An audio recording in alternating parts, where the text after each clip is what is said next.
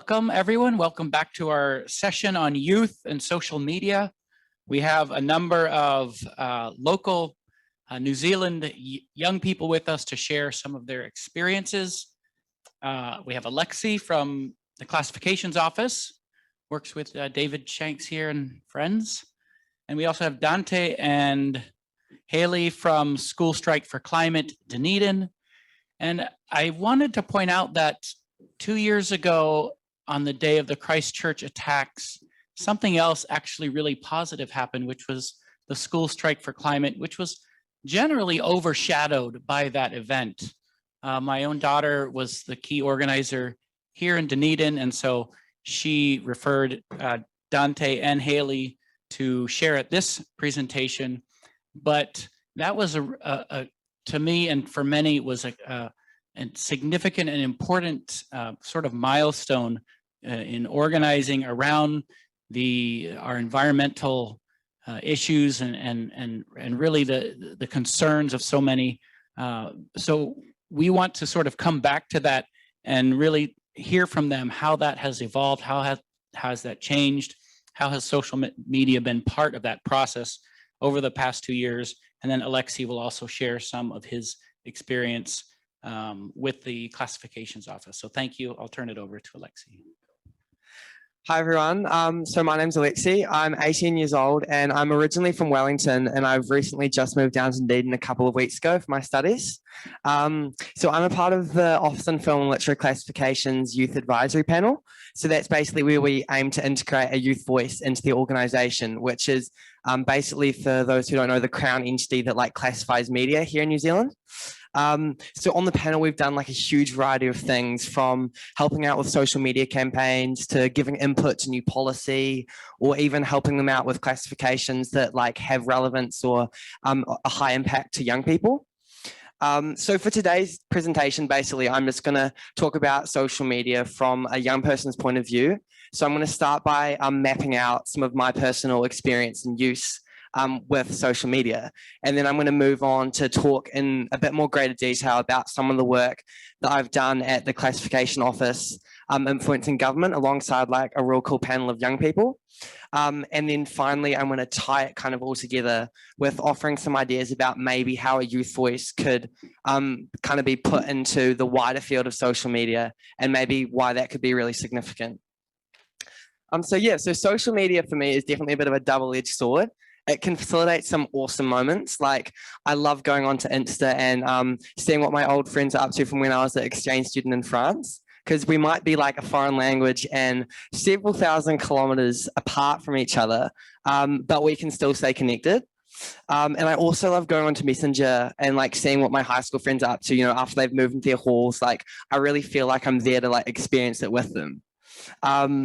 Yeah, and I just think social media in general, it gives you a chance to catch a glimpse into other people's lives.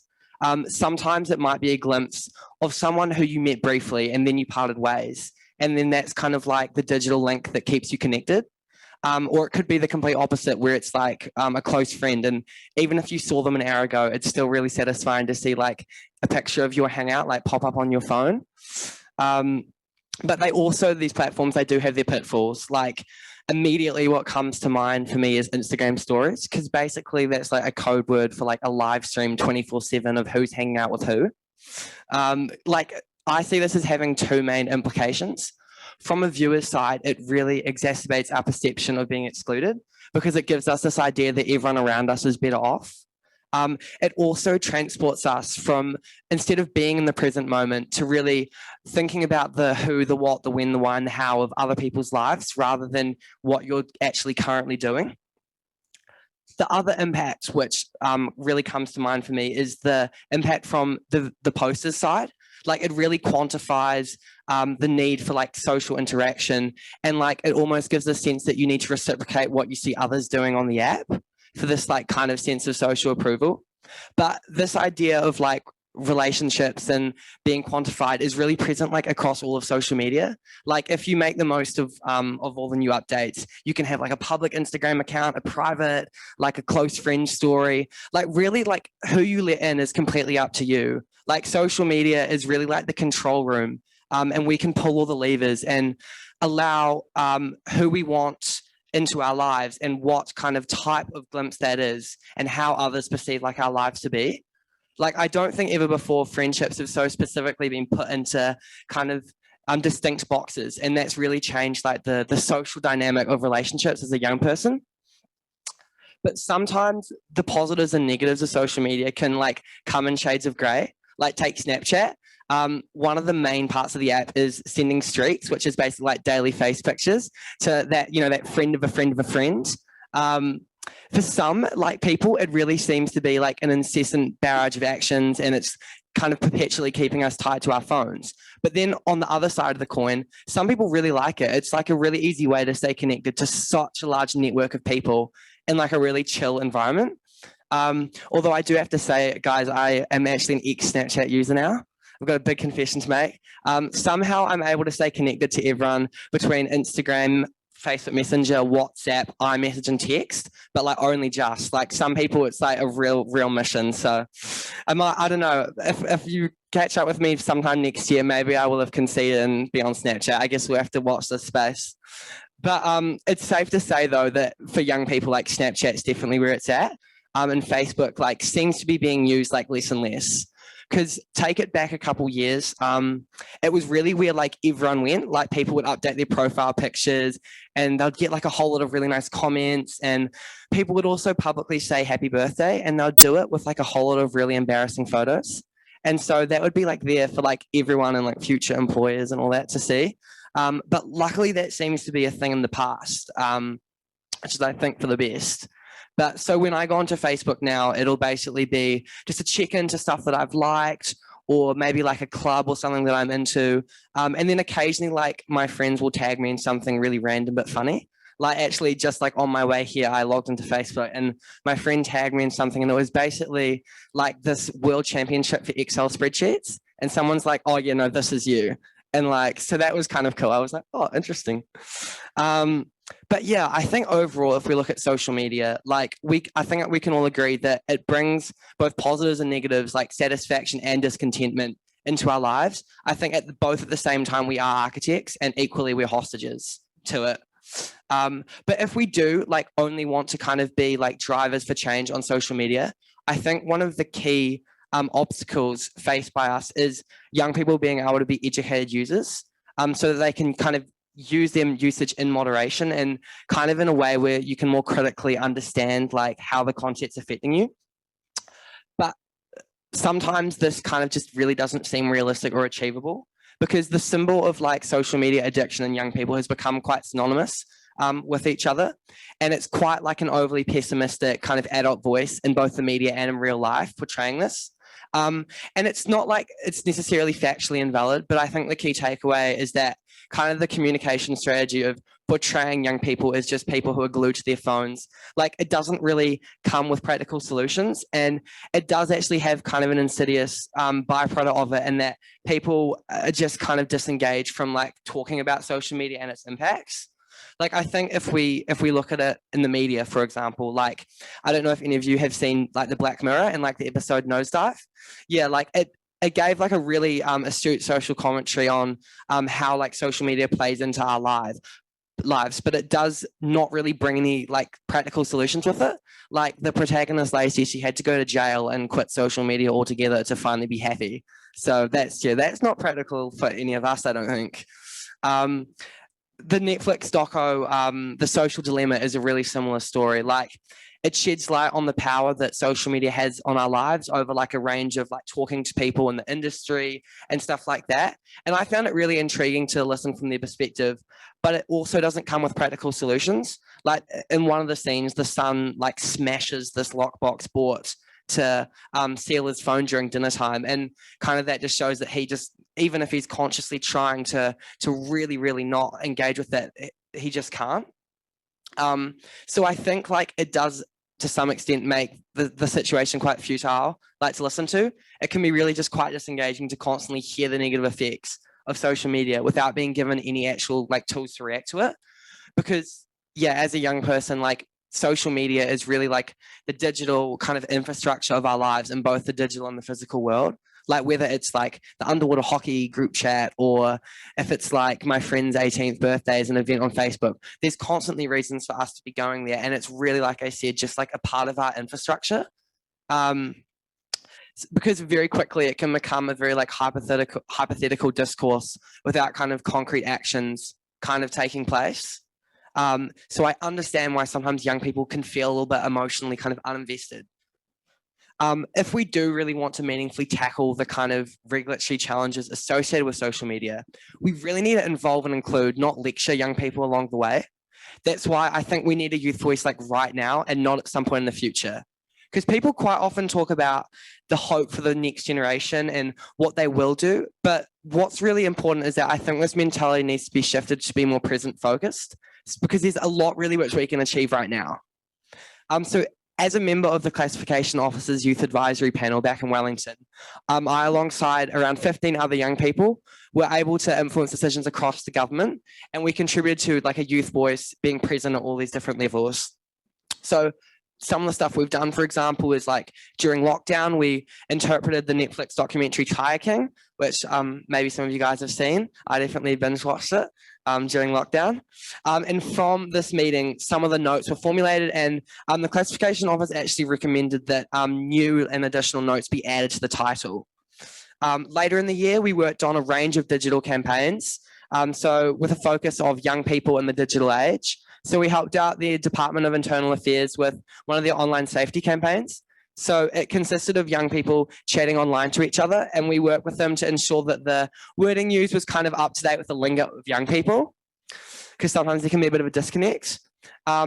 We also helped the classification office with a social media campaign about young people and porn. So we helped them generate ideas for content so that people could have like a discussion and in an open space about the topic, which for some people can be a really sensitive topic. It was really cool actually when like I saw both these campaigns come out, because literally on my own social media feed, because it's like, oh, I like played a small role in that. And it was really satisfying because they actually took on board a lot of our feedback, which was really nice. We've also done a bit of outreach, so like to spread the word in the community about like what we've been up to. So I spoke at the Youthline Wellington AGM about young people in the digital world, and other members in the panel even actually gave a submission at Parliament about a new legislation basically, which is requiring online streaming providers like Netflix to actually display the New Zealand classification. So yeah, it's really refreshing to work with organisations who value the input of young people and acknowledge our time by really finding ways to integrate our ideas into practical actions. So how might this apply in like the field of social media? Well, as a young person, our lives are ever intertwined with interactions across the different platforms. So as such key stakeholders, it really makes sense that young people should have a voice at the table for discussing the decisions that are being made. Because as I said before, we're not just the future generation, but right now we are the group of people that are so deeply impacted by both the benefits and more importantly, the harms of social media. Collectively, we really need to work to reduce these harms, and through sharing our insights, we'll definitely help new ideas come to light. Equally, it'll ensure that proposals are actually relevant to young people, because a lot of the time they're the group that the decisions are being made for. At the end of the day, young people are experts at being young people in the digital world. So for us to truly be architects, we really need to be given a seat at the table. Otherwise, we're simply onlookers, and some could even use the phrase hostage to the social media apps and those who make related decisions. So whether it be the next big government policy, which is regulating one of the big social media players, or it could be a research project in the wider field of social media, young people, or really anything at all in the digital sphere, I really urge you to engage with and truly listen to young people. Ask them what they think about how might the proposition play out in the real world, and if it would actually impact their usage and relationships of the different apps.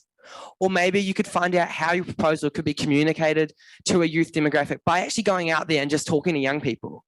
Even at first glance, if there doesn't seem to be a natural way to include a youth voice, I really urge you to endeavour to find one, because you'll be surprised with what we can come up with. Thanks. Thanks, Alexi. That was great. We'll just go straight into Dante and Haley's presentation, which we have a PowerPoint for.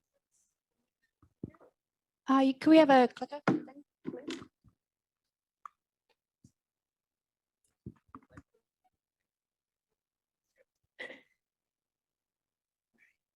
Kia ora, I'm Haley, I'm 16 and I'm at Kavanagh College. I'm also part of School Strike for Climate Ōtepoti. I'm Dante. I'm 17 years old. I go to Logan Park High School. I'm a full-time school student. And so we'll just get right into it. So what is School Strike? Who are we? Essentially, a grassroots movement influenced by Greta Thunberg, so a 16-year-old who protested outside of her parliament for climate justice. So in New Zealand, we were influenced by her, and so thanks. And so we banded together and we did about 3 strikes in 2019. Yeah. So in 2020, obviously we had a bit of a hiccup with strikes because obviously strikes are big gatherings and you can't actually strike during a pandemic, as we found out. So some of the things we did was an online strike. So on May 15th, School Strike held an online strike by utilizing social media to essentially share what we were doing down here and across the world, well, across New Zealand mostly. And so what we did in Dunedin is we did a chalking event in the Octagon. So here are some of the chalks we did, and we took photos and we posted it all over social media.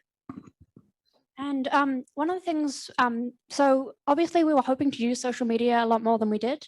One of like the big overarching plans we had was that if we could somehow get like people all over the country to like go chalk on the concrete outside their houses and post pictures of that. We didn't really manage that quite as well because one of like the big strengths of social media and activism is the interactive element of it. And we kind of more focused on like posting things of what we were doing and not encouraging people to submit things they would. But yeah, anyway. These are a few other things we've been able to do on our social media. We primarily use Instagram because we've found that that's where we get like the most youth engagement. Yeah, so on the, I think that's the right for you guys, or is it the left? That's our national Instagram page. We recently got a blue check, which is pretty cool. And so essentially we use our Instagram to spread information that's happening around New Zealand regarding the climate crisis. So we've got a graphic about how the climate emergency was to be declared in Parliament. And then we've got some history about the Māori Language Week. And then this graphic was posted for when the elections nights gave us the results. And so 100 Days for Action was one of our biggest campaigns that we did on social media. So this was essentially a campaign to present Parliament our demands for the first 100 days of government. So we had quite a few posts, as you can see. We did a couple of videos, one launching the campaign with a bunch of coordinators from around New Zealand, and then another video with people from the community saying what they wanted from government. And this was probably the best use of social media we had. Definitely, yeah. Yeah, because it was quite engaging and it really grew our platform.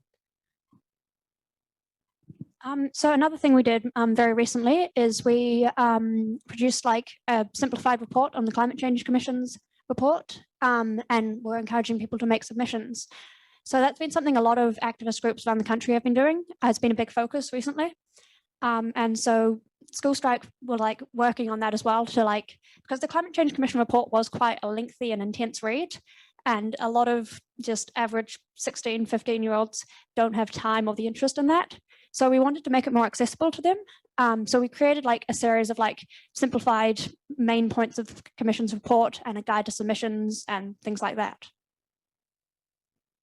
And we looked briefly through our social medias to see what kind of reactions we get. Generally, it's pretty positive. As School Strike is a relatively mainstream activist group, most of the public response we get is positive. We looked through a couple of the different platforms which we're on. So Twitter, Instagram, and Facebook.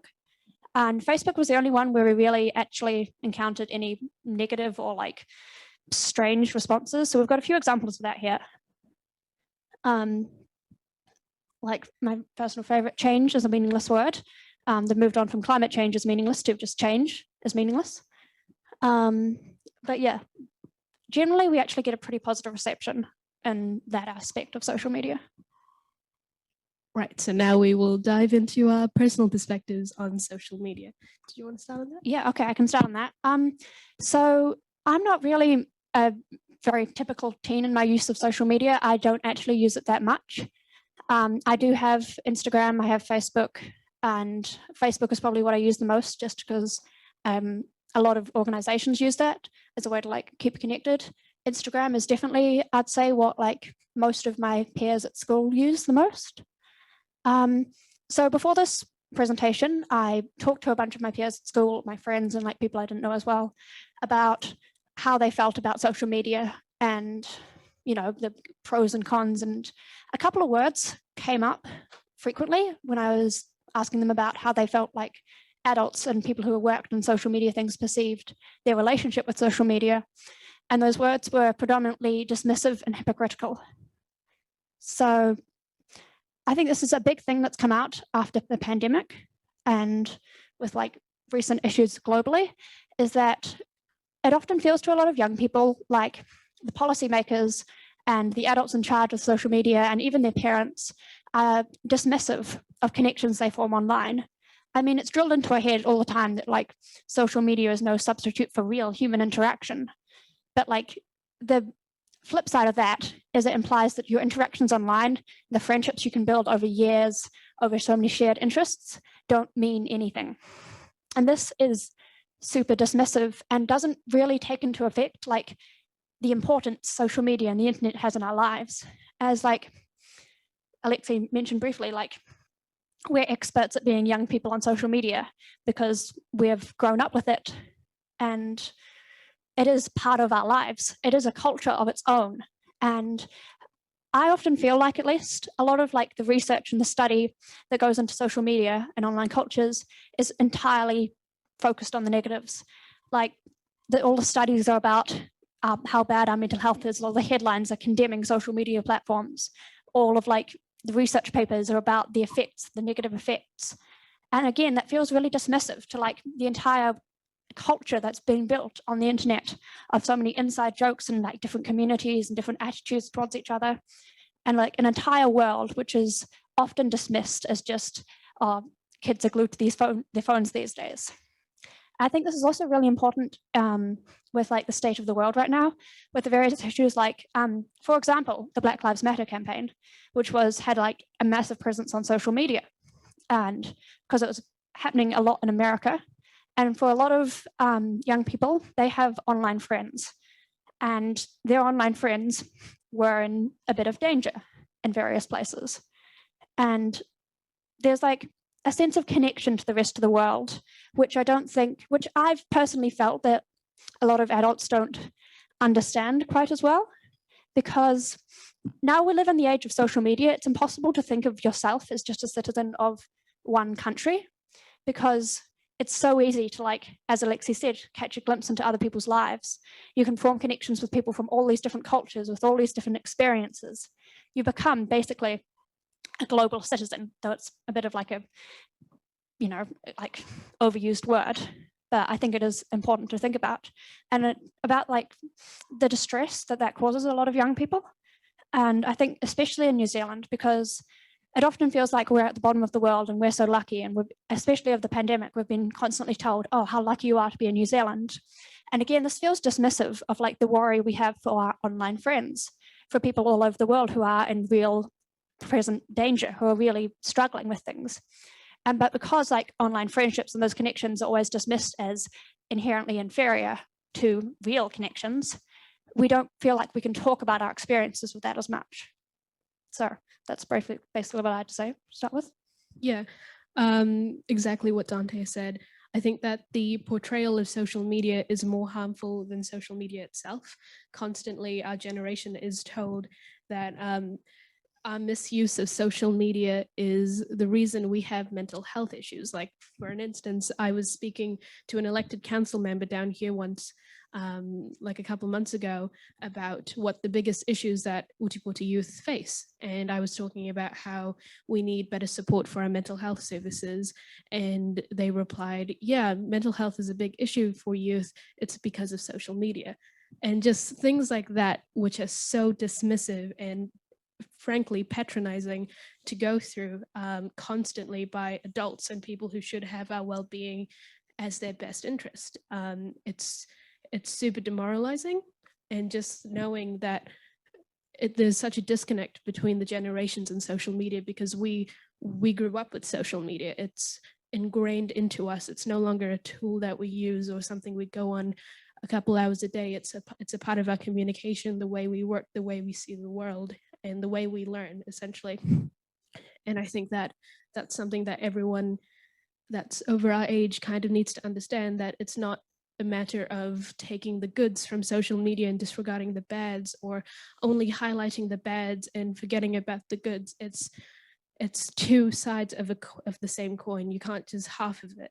And I think that we have to assess the goods and elevate them, and then evaluate the bads and see how we can improve from that.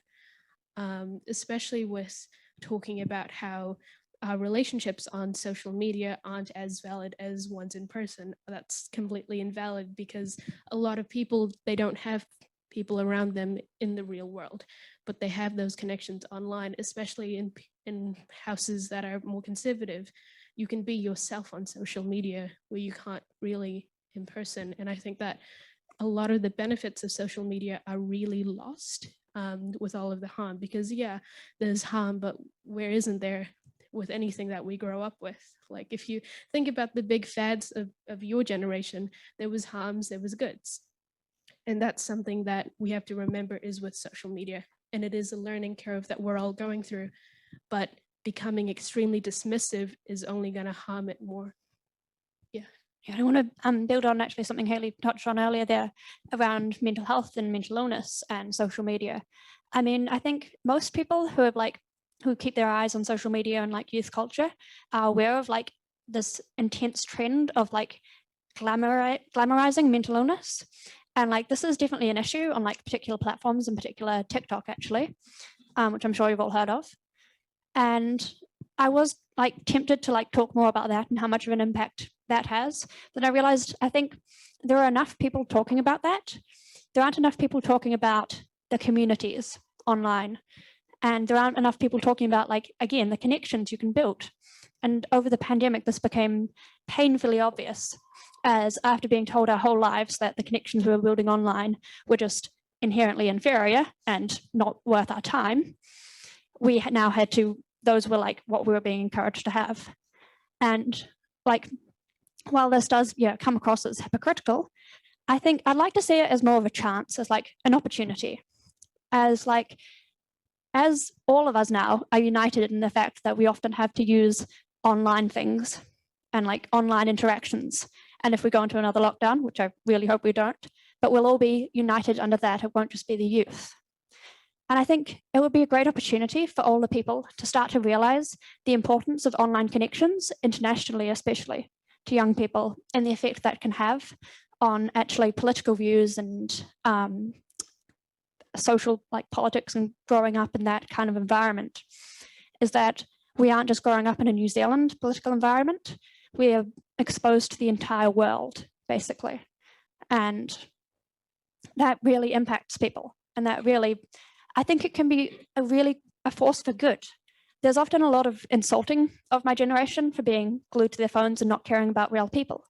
And that can seems, again, be completely dismissive of all the work that's done online in the community building and the resource building. And again, I'd like to talk about the Black Lives Matter movement, about how online people from all over the world managed to create great resources for like people who are endangered, and like protest tips, and like just a massive movement that was online, because we couldn't reach those areas physically, but we can still help. And that's one of the things that social media has great potential for, but I don't think it's talked about enough, because it's easy to insult social media. It's easy to look down on it, and it's easy to consider it like superficial and just like teenagers posting pictures of their face. And sure, there is a lot of that, but I think the importance of it is very much disregarded. Yeah, and just summing up that, the amount of information and knowledge and education that I personally get from social media outranks anything I see on the news.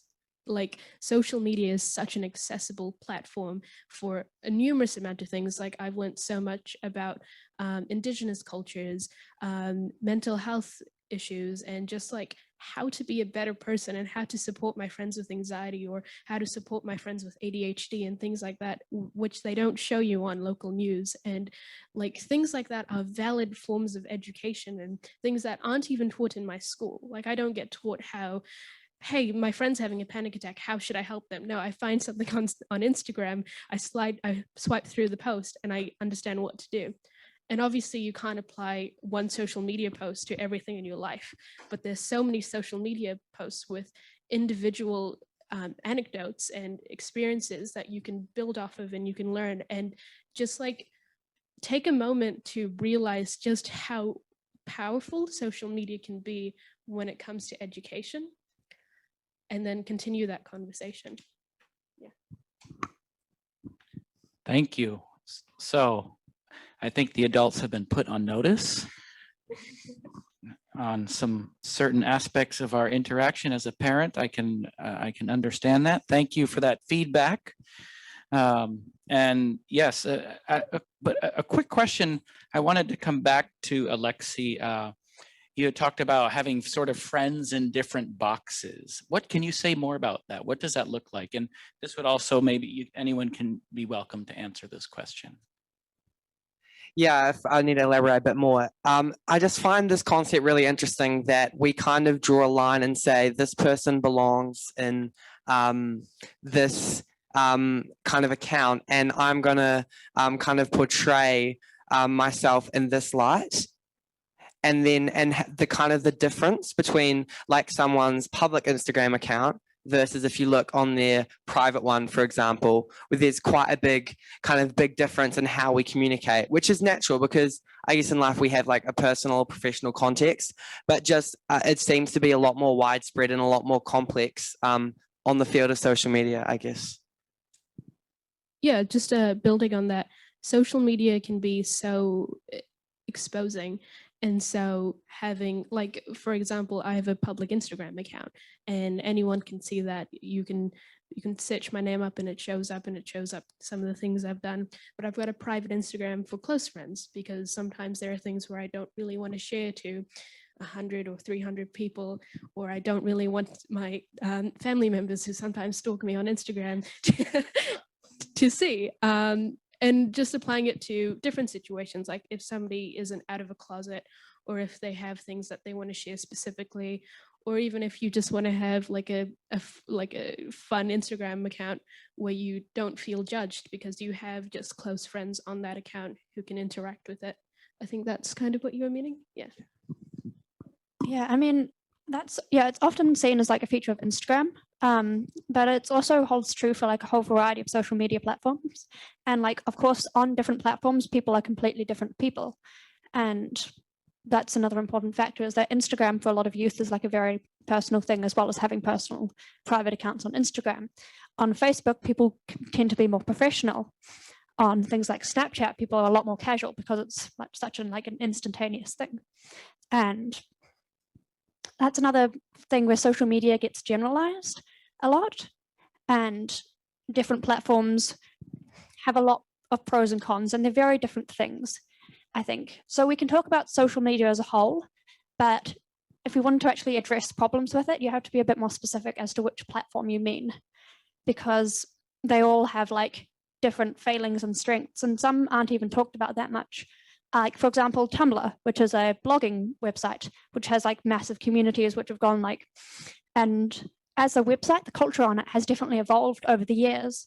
Like I've seen like the culture on the website evolve from something quite destructive and bad to now much healthier. And because like the owners of the website and like the company that ran it never did any like proper policing of it, everything got really bad for a while, but the website learned to self-police itself. And whereas you have comparisons with like TikTok, for example, which is a relatively new social media. So like that kind of culture and acceptance of like various things on the platform hasn't built up. So at the moment, it's quite a dangerous place for like destructive content and things like that. So to like approach the problem of social media, if you want to call it a problem, you can't just talk about social media. you have to talk about each thing. Thanks, Dante. And I think that's really important for us to consider that it is not a one size fits all, and that there are different faces of the Facebook and the different social media platforms we have.